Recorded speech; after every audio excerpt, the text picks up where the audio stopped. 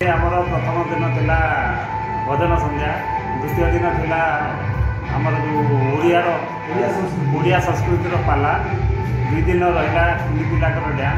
आज हूँ शेष दिन, आज मनोरंजन रेकर्ड डांस कर यहाँ आमर माँ कालीकर आशीर्वाद पाइबापी आम मैंने पूजा करूँ।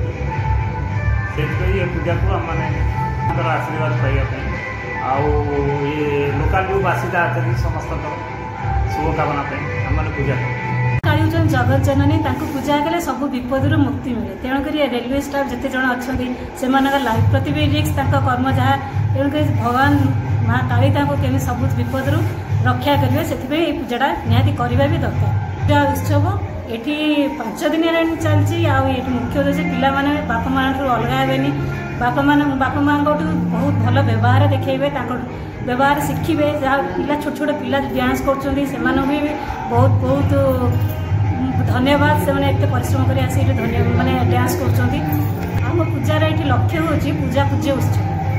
18 वर्ष है काली पूजा उत्सव अनुष्ठित होती। काली पूजा आमर प्रथम दिन माँ कालींकर विधिवत भाव में पूजा अर्चना कलापर 5 दिन धरी एठारे एक महोत्सव लगी रही था एवं जो विभिन्न प्रकार सांस्कृतिक कार्यक्रम संपादन पर 7म दिन में माँ काली को विधिवत भाव में नहीं पाख केनाल विसर्जन कराए। जाजपुर जिला बड़चणा निर्वाचन मंडली धानमंडल ईस्ट कोस्ट रेलवे चली 18 वार्षिक माँ काली पूजा महोत्सव। ये उत्सव प्राय 6 दिन धरी चलला बेले आज तार हूँ अंतिम दिवस। प्रत्येक दिन सांस्कृतिक कार्यक्रम, पाला, दासकाटिया, भजन समारोह एवं विशेषकर पूज्य पूजा उत्सव।